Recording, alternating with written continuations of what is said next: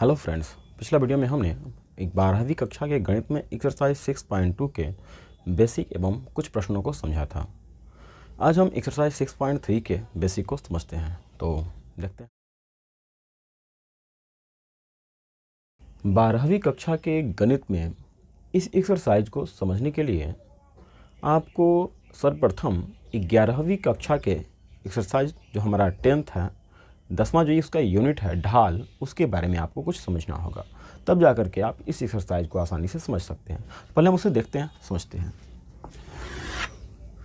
मान लेते हैं कि यदि कोई रेखा अक्षों पर, मान लेते हैं एक्स एक्सिस है, ये आपका वाई एक्सिस है, इस पर इस प्रकार से ये जा रही है, या आप मान लो कि इस प्रकार से ही जा रही हो, इन दोनों को हम ले रहे हैं। तो ये जो धनात्मक एक्स अक्ष के साथ कुछ तो कोण बनाएगी, मान लेते हैं ये कोण है थीटा। तो ये जो एंगल है, ये जो कोण है, झुकाव, इसको हम कहते थे वहां पर ढाल, और इसे हम प्रदर्शित करते थे एम या tan थीटा से। ओके, इसी में एक और बात को हम समझते हैं कि यदि मान लीजिए कि यदि कोई रेखा इन अक्षों पर ही दो बिंदु क्रमशः, मान लेते हैं एक बिंदु है ए यहाँ पर और दूसरा बिंदु है यहाँ पे बी, इससे गुजर रही है, तो मान लिया कि ए बिंदु जो है, ए का निर्देशांक हम मान लेते हैं x1 y1, और बी बिंदु है, इसका निर्देशांक मान लेते हैं x2 y2 है। तो यदि हम देखें तो यहाँ पे जो x एक्सिस को जहाँ पे काटेगा ये होगा हमारा x2, और y एक्सिस पे ये जो जहाँ पे काटेगा ये होगा हमारा y2। ठीक उसी प्रकार ये बिंदु नीचे की ओर जहाँ पे काटेगा ये होगा हमारा x1, और यहाँ पे जहाँ पे ऊपर में काटेगा ये होता था y1। यदि हम इसे आगे बढ़ावें तो ये यहाँ पे इस लाइन को यहाँ पर काटता है, और इसका निर्देशांक यदि हम बात करें, मान लिया ये बिंदु है हमारा C, और यदि हम इसके निर्देशांक की बात करें तो पहले तो होगा x निर्देशांक अर्थात x2, और दूसरा y निर्देशांक अर्थात y1। तो यदि हम ढाल की बात करें तो आप ग्राफ के कॉपी पे देखे होंगे कि जो भी इसमें लाइनें होती है एक्स एक्सिस के या वाई एक्सिस के पैरेलल में ही होता है। ऐसे है तो एक्स एक्सिस के पैरेलल में होता है, और इस प्रकार से जितनी भी लाइनें होती है सब वाई एक्सिस के पैरेलल होता है। तो यहाँ पर देखिए, इसके समानांतर में जब ये रेखा होगी तो जो इसका ढाल यहाँ पे हम बताएंगे, इस रेखा की ढाल जो यहाँ पर होगा वही यहाँ पे होगा। अर्थात यदि हम इसके ढाल ज्ञात करने की बात करें तो हम लिखते थे m या tan थीटा, दोनों में से आप कुछ भी लिख सकते हो, इक्वल tan थीटा। यदि हम निकालेंगे तो आपको पता है कि tan थीटा बराबर होता है लंब बटा आधार। और यदि हम इस ट्रायंगल में आ जाएं, त्रिभुज ABC से यदि हम देखें तो tan थीटा बराबर हो जाएगा लंब अर्थात BC और आधार अर्थात AC। और यदि हम इसे भी निकालें तो हम मिलता था m या tan थीटा का मान लंब अर्थात BC, और BC की लंबाई ये है। तो हम इसे लिख सकते थे यहाँ से यहाँ की टोटल लंबाई y2 माइनस y1। तो इसे लिख सकते हैं y2 माइनस y1 अपॉन, उसी प्रकार यदि हम AC ज्ञात करने की बात करें तो ये होगा x2 माइनस x1, और इस प्रकार से हम इन रेखाओं की ढाल ज्ञात करते थे क्लास 11th में। इसी बात को हम अब समझते हैं अपने 12th के अनुसार। यदि कोई रेखा किसी वक्र पर स्पर्श करती हुई यदि आती हो, मतलब किसी वक्र पर यदि यह स्पर्श कर रहा है, तो ये जो आपका ढाल होगा, झुकाव होगा, एक्स एक्स धनात्मक एक्स एक्स के साथ जो झुकाव होगा, इसको हम कहेंगे ढाल। तो देखें तो इसमें और इसमें ज़्यादा कोई अंतर नहीं है। तो जो वहाँ पे हम ढाल कहते थे उसी ढाल को अर्थात m या tan थीटा, इनको ही हम यहाँ पे जानेंगे प्रवणता के नाम से। जो हम 11th क्लास में हम उसे ढाल कहते थे, इसी बात को यहाँ पे हम समझेंगे प्रवणता के नाम से, प्रवणता।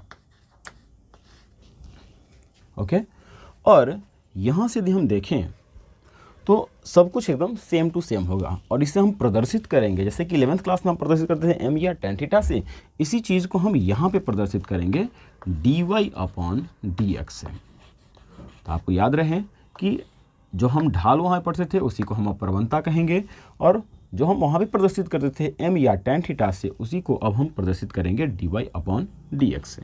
तो ये बात भी आपको ध्यान में रहना चाहिए। अब हम समझते हैं कि यदि देखिए कोई रेखा ये जो आ रही है वक्र के साथ, ये तो स्पर्श करते हुए आ रही है, तो स्पर्श रेखा या आप कहते थे स्पर्श ज्या को ही हम tan थीटा से प्रदर्शित करते हैं। तो स्पर्श रेखा हम यहाँ पे बात कर रहे हैं, स्पर्श रेखा की प्रवणता, स्पर्श रेखा जो यहाँ पे इस वक्र को स्पर्श करते हुए आ रही है, इसलिए इसको हम कहते हैं स्पर्श रेखा की प्रवणता, स्पर्श रेखा की प्रवणता। इसे हम प्रदर्शित करेंगे dy/dx से। अर्थात यदि आपको स्पर्श रेखा की प्रवणता पूछ रहा हो, किसी भी प्रश्न में एक फंक्शन दे दे और कहे कि स्पर्श रेखा की प्रवणता बताइए, तो आपको डिफरेंशिएट कर देना। अभी हमने समझा स्पर्श रेखा की प्रवणता को ज्ञात कैसे हम करेंगे। अब समझते हैं कि स्पर्श रेखा का समीकरण कैसे ज्ञात करें। तो इसके लिए अभी फिर से हम समझते हैं कि जैसे मान के चलिए कि कोई रेखा थी, मान लिया हमने कि ये रेखा इस प्रकार से आ रही है, तो आपको पता है कि इसकी ढाल यहाँ पे होगा, ये जो एंगल बनेगा सो, और इसकी ढाल को हम प्रदर्शित करते थे m से। मान लेते हैं कि यहाँ पर एक बिंदु है A जिसका निर्देशांक है x0 y0, ओके। और आपसे पूछा जाए कि इस रेखा का समीकरण बताइए। पहले हम एक बिंदु ले रहे हैं और एक ढाल ले रहे हैं, अब इसके आधार पर हम समझते हैं, फिर बाद में हम आगे चलेंगे। तो आपसे कहा जाए कि इसके समीकरण को बताइए कि क्या होगा। तो समीकरण ज्ञात करने के लिए आपको पता है कि ये जो बिंदु देगा इसका तो कुछ ना कुछ मान होगा, अर्थात अचर वैल्यू होगा यहाँ पे। जबकि हम समीकरण को जब भी शो करते हैं तो उसमें एक ठो चर मान होना चाहिए, कोई भी चर होना चाहिए था। तो हम यहाँ पे करें क्या कि एक चर के रूप में मान लें, सपोज दैट b एक बिंदु है x y।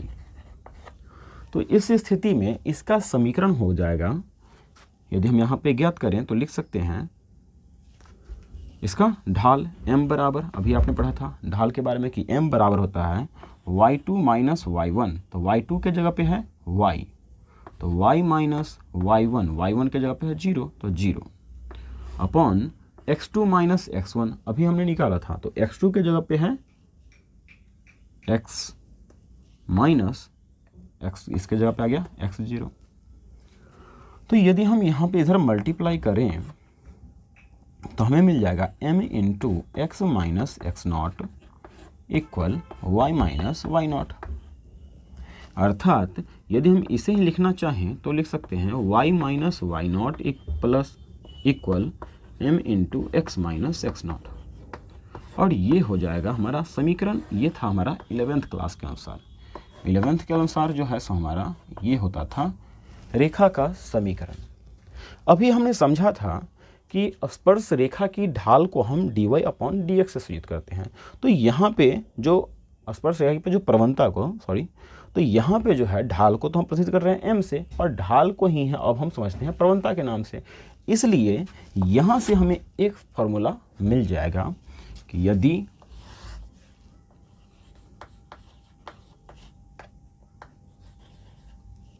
स्पर्श रेखा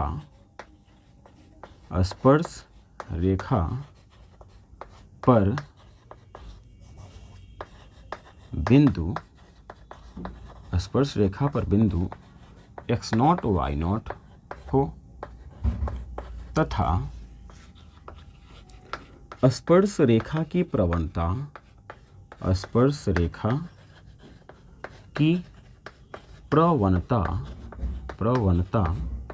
dy/dx हो, या dy/dx को हम f'(x) भी लिख सकते हैं।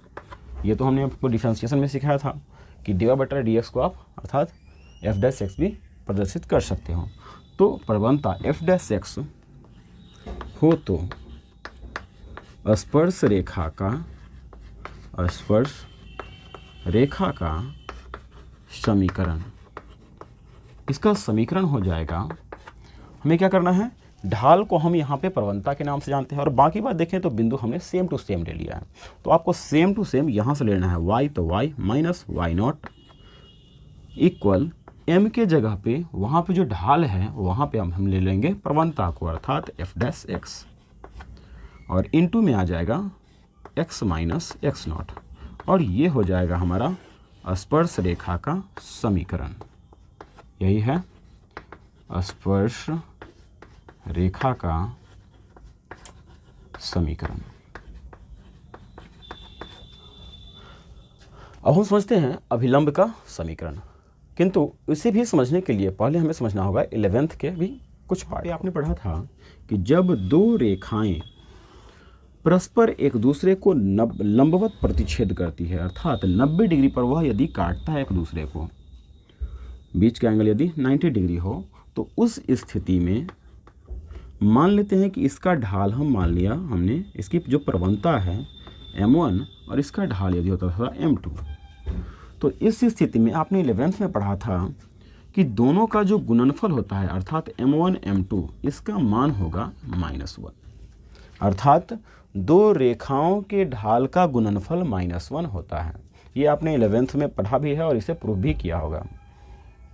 अब हम समझते हैं कि यदि मान लीजिए कि यदि हमें m1 क्या है, इस रेखा की ढाल, और इस पर लंबवत दूसरी रेखा की ढाल है m2। अब यदि मान लो कि m1 अर्थात यदि आपको एक रेखा की ढाल पता हो और दूसरे रेखा की ढाल ज्ञात करना हो, तो क्या हम निकाल सकते हैं? तो हाँ, आसानी से ज्ञात कर सकते हैं। मान लीजिए कि आपको m1 ज्ञात करना है और आपको m2 ज्ञात करना हो, तो हम लिख सकते हैं ना m1 इक्वल -1/m2, अर्थात ये जो हमें प्राप्त हो रहा है यह क्या चीज़ है, इस पर m1 पर लंबवत दूसरे रेखा की प्रवणता है। तो हम यदि इसी सिद्धांत के अनुसार यदि हम यहाँ पे काम करें तो हमें मिल जाएगा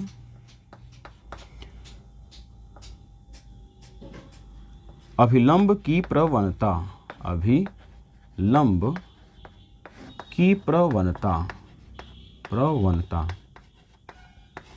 ये हमें मिलेगा। देखिए, प्रवणता स्पर्श रेखा की प्रवणता को हम मान लीजिए कि ये जो वक्र यदि किसी वक्र पर होता तो ये होता स्पर्श रेखा की प्रवणता। तो स्पर्श रेखा पर यदि कोई रेखा अभिलंबवत है, लंबवत यदि होता तो क्या होता, अभिलंब की प्रवणता। तो अभिलंब की प्रवणता इसे हम प्रदर्शित करते हैं, जैसे मान लीजिए कि इसका है और इसका हम ज्ञात करना चाहें तो हमें क्या करना होगा, -1 स्पर्श रेखा की प्रवणता, और हमने अभी पहले पढ़ा था कि स्पर्श रेखा की प्रवणता को हम प्रदर्शित करते हैं dy/dx। तो इस प्रकार से आप इस फॉर्मूला को समझ सकते हैं। ये भी आपके लिए बहुत ही इंपॉर्टेंट फॉर्मूला है कि किसी भी अभिलंब की जो प्रवणता यदि ज्ञात करना होगा तो हम क्या करेंगे, स्पर्श रेखा की प्रवणता से -1 में डिवाइड कर देंगे।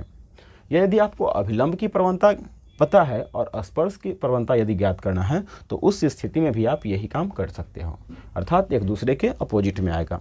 यदि ये अभिलंब इसको मान लें तो ये स्पर्श रेखा का हो जाएगा, और ये यदि स्पर्श रेखा का मान लें m2 को, तो m1 अभिलंब का हो जाएगा। तो इस प्रकार से आप इसे ज्ञात कर सकते हो।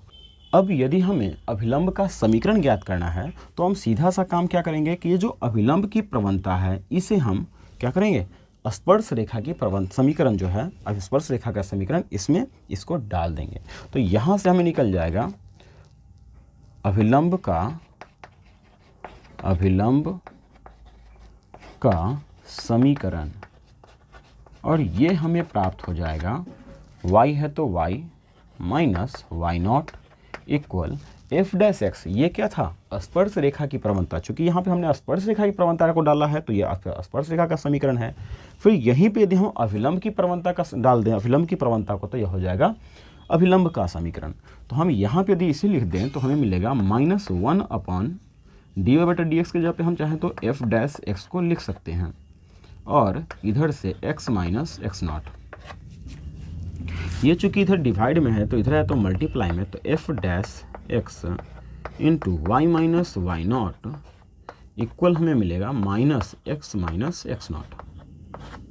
फिर यदि हम उसे इधर लाएं तो उधर ये माइनस में, इधर है तो प्लस में, अर्थात x minus x0 plus f dash x into y minus y0, और ये हो जाएगा हमारा समीकरण। तो इस प्रकार से आप इन चारों बातों को आपको ध्यान में रखना होगा इस एक्सरसाइज को बनाते समय, कि आपको स्पर्श रेखा की प्रवणता, स्पर्श अभिलंब की प्रवणता, स्पर्श रेखा का समीकरण और अभिलंब के समीकरण, इन चारों को समझना है। वैसे आपको ध्यान में रखना होगा। ओके, तो मिलते हैं नेक्स्ट डे, तब तक के लिए गुड बाय।